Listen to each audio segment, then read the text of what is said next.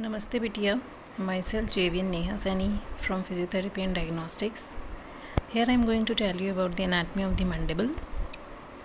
The word mandible derived from the Latin word mandibula, which means jawbone or inferior maxillary bone.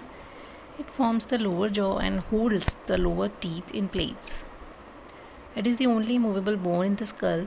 It consists of an anterior horseshoe-shaped body and the two rami that projects upward from the posterior part of the body.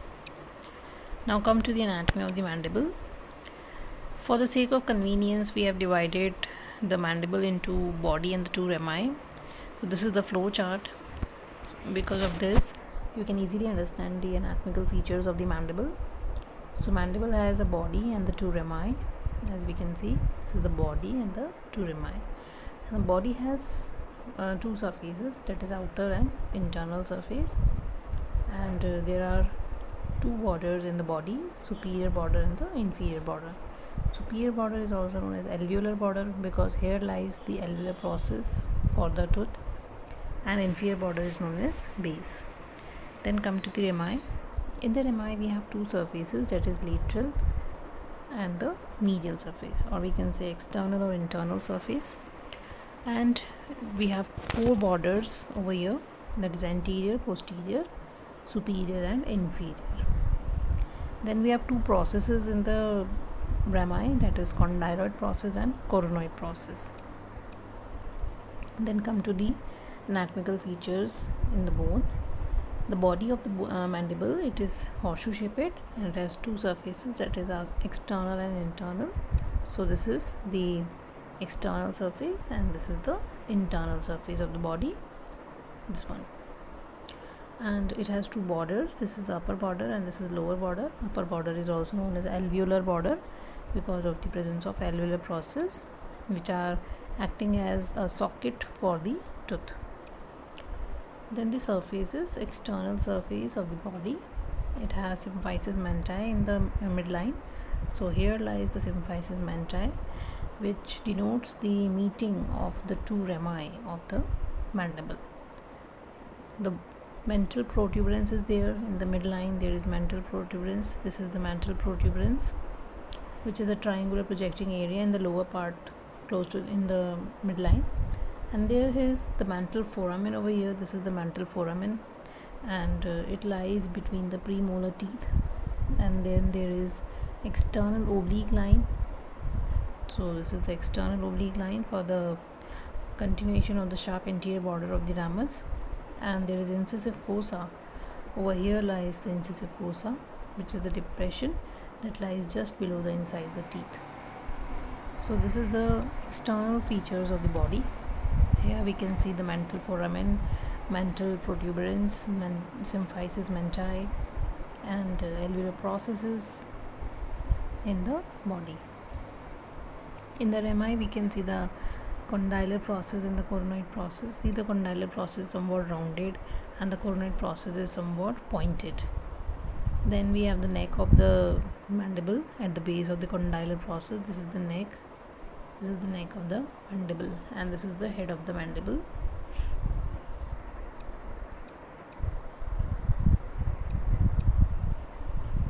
So here we can see the external features of the body as well as rami. The mental foramen is clearly visible. Then the anterior oblique line is also there, which is the continuation of the anterior border of the ramus of mandible. So this is the oblique line.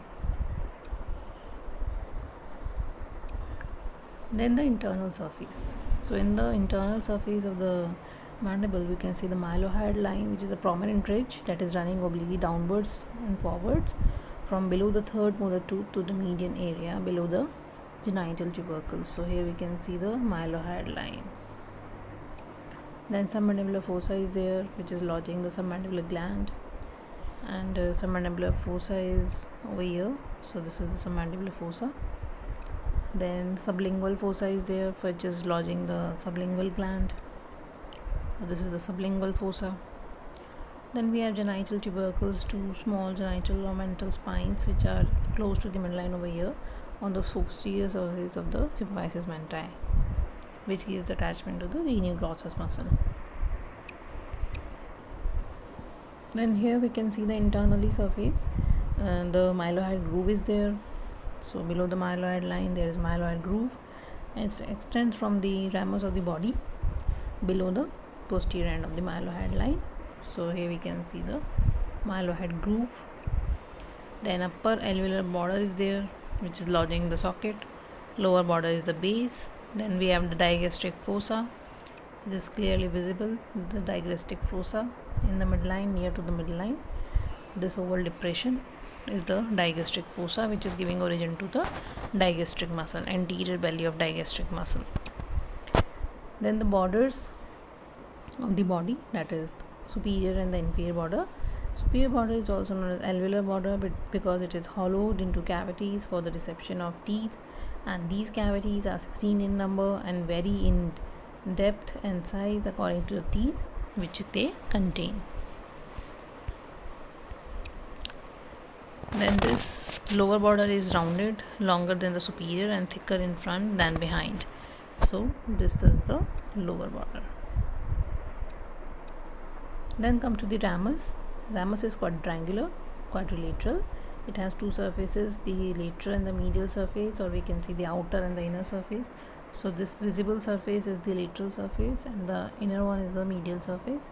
And then it has four borders. This is superior, this is posterior, this is inferior, and this is anterior border. And two processes are there which are clearly seen in this image. This is the condyloid and this is coronoid process. So we can see the mandibular foramen over here on the internal surface of the ramus. The mandibular foramen, it lies little above the center of the ramus at the level of occlusal plane. It leads to the mandibular canal. So when we enter into the mandibular foramen, we lead to the mandibular canal. And then there is lingula. Lingula is the tongue-like projection over the mandibular foramen.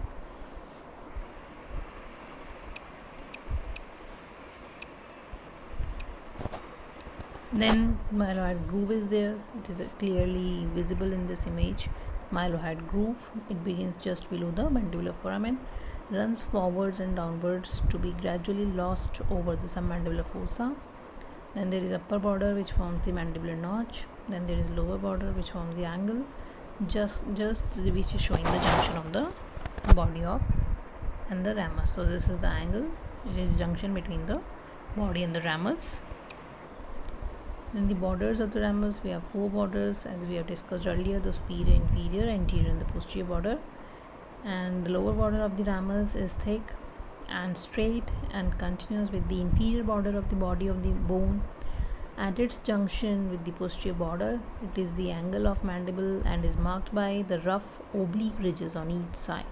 So at the angle we can see the rough ridges on the angle on the interior external as well as internal surface of the angle.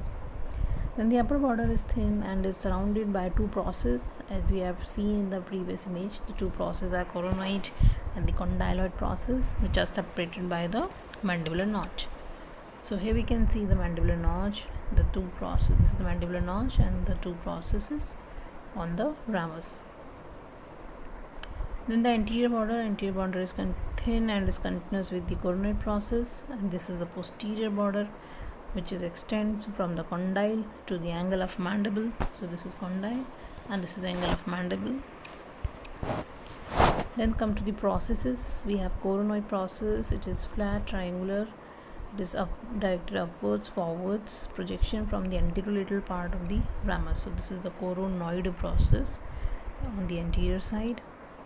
And then we have the condyloid process, condylar process. This is the condylar process. It is the upward projection from the posterior superior part of the ramus. Apically, it has an enlarged head of the condyle and articulates with the temporal fossa on the temporal bone and forms the temporomandibular joint. Then there is pterygoid fovea on the anterior aspect of the neck. So this is the neck. Over the anterior aspect there is a depressed area which is known as pterygoid fovea. Now come to the attachments, the muscular attachments of the mandible. On the external oblique line we have the origin of buccinator, depressor inferioris, depressor angulioris. So on the mandible we have the attachments of the facial muscles. So these are one of these. And on the incisive fossa, we have seen that there is an origin of mantalis muscle and the mental slips of orbicularis auric muscle. And on the myloid line, we have the origin of myloid muscle. It is very easy to remember that on the myloid line we have the origin of myloid muscle and attachments to the superior constrictor of pharynx as well as pterygomandibular raphe. So here we can see the muscular attachments on the internal surface. On the internal surface of the ramus, we can see the insertion of medial pterygoid, and on the medial surface of coronoid process, we can see the insertion of the temporalis muscle. In the digastric fossa, we have the origin of anterior belly of digastric, and this is the genial tubercles. The two superior genial tubercles gives origin to the genioglossus, and the inferior genial tubercles gives origin to geniohyoid muscle. Then the lower, we have discussed this. Then on the posterior lateral surface of the ramus, we have the relation of the parotid gland. As we can see, this is the parotid gland relation on the posterior border of the ramus of mandible. Then there is linguilla, which is giving attachment to sphenomandibular ligament. So this is the sphenomandibular ligament, which is a ligament, accessory ligament of the temporomandibular joint. Then the medial surface of the ramus gives attachment to medial pterygoid muscle attachment. We have seen in the previous image. Over here we have the attachment of medial pterygoid. Then the apex of coronoid process gives attachment to temporalis muscle, and on the pterygoid fovea we have attachment of lateral pterygoid muscle, and the lateral surface of neck we have the attachment of lateral ligament of TM joint as well as the posterior parotid gland. Then the vascular supply of the mandible. The arterial supply is via the branches of inferior alveolar artery. Inferior alveolar artery is a branch of external carotid artery. Inferior alveolar artery provides the lingual branch, the mylohyoid branch, the incisive artery, and the mental branch for the mandible. So this is the arterial supply of the mandible, and this is the external carotid artery, and it is providing the terminal branches, that is superficial, temporal, and this is maxillary, and this maxillary provides the inferior alveolar artery. This is the inferior alveolar artery which is entering into the mandibular foramina to supply the tooth. Then the venous drainage, it drains into internal jugular vein and the external jugular vein through the maxillary vein, facial vein, and pterygoid venous plexus. So this is the venous drainage which is showing you in this image, which is draining the venous blood from the mandible. Then the nerve supply is via the mandibular branch of the trigeminal nerve. So mandibular nerve enters into the mandibular foramen and provide the anterior and the posterior branches which supply the mandible. So the posterior division of the mandibular nerve provides the auriculotemporal nerve, lingual nerve, inferior alveolar nerve. Inferior alveolar nerve enters into the mandibular foramen and supplies to mylohyoid and gives branches like mylohyoid nerve, mental nerve, incisive nerve to supply the structures around the mandible. So this is how the inferior alveolar nerve arises from the mandibular nerve to supply the structures around the mandible. Then foramina and their relations are, there is mantle foramina, as we have seen. This is giving passage to the mantle nerve and vessels. Then mandibular notch. The mandibular notch provides passage to the masseteric nerves and vessels. Then medial side of the neck is related to the auriculotemporal nerve, branch of mandibular nerve, and the mylohyoid groove we have mylohyoid nerves and vessels. Mandibular canal and foramina inferior are passing through the inferior alveolar nerve and vessels, and the articulations of this is this bone articulates with the temporal bone and forms the temporomandibular joint. So these are the age related changes in the mandible. As the mandible grows from birth to the old age, there are some changes. What are they? First is mental foramina. The mental foramen in the at the time of birth, it is very closely situated towards the lower border of the ramus, and then in adult it becomes the midway between the upper and the lower borders, and in the old age, because of the eruptions of the teeth, it becomes again close to the upper border. Then the angle of mandible, it is obtuse, that is it is more than 90 degrees, 120 degrees, that is it is approximately 80 degree at the age of birth.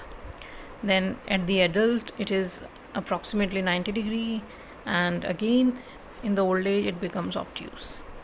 Then the coronoid and the condyloid processes. The coronoid process is larger and above the condyle, and the in case of children. Then in the adults the condyle is above, then the coronoid, and in the old age condyle is above, again above the coronoid, but in extreme old age it bent backward. Then what about the mandibular canal? It in the children or very young child, that is in infants, it runs little above the mylohyoid line. In case of adults, the mandibular canal runs parallel to the mylohyoid line, and in the old age it runs close to the upper bottom. Then the symphysis mentae, it is present and it has two halves united by the fibrous tissue in case of infants, and in case of adults the symphysis mentae represented by the faint ridge only in the upper part, and in the case of old age it is not recognizable because of the complete fusion. So here we can see the age related changes in the mandible at the birth, in the childhood, in the adult, and in the geriatric mandible, that is in the old age. So compare these points which you have discussed in the previous slide to these images. Then come to the applied. Here we have the developmental disturbances of the jaws like aenathia. Aenathia is an extremely rare congenital defect which is characterized by the absence of maxilla or mandible, and is more commonly only in a portion of one jaw is missing. Then the next is micrognathia, means it is likely means a small jaw. Micro means a small. So many cases of apparent micrognathia are due to not an abnormally small jaw in terms of absolute size, but rather to an abnormal positioning or abnormal relation of one jaw to the other or the skull, which produces the micrognathia. Then this is macrognathia. It refers to the condition of abnormally large jaws. Then facial hemitrophy, and it is a progressive atrophy of some or all of the tissues on one side of the face, as we can see in the image. Then come to the questions which can be asked related to this bone. These are: write in detail about the anatomical features of the mandible.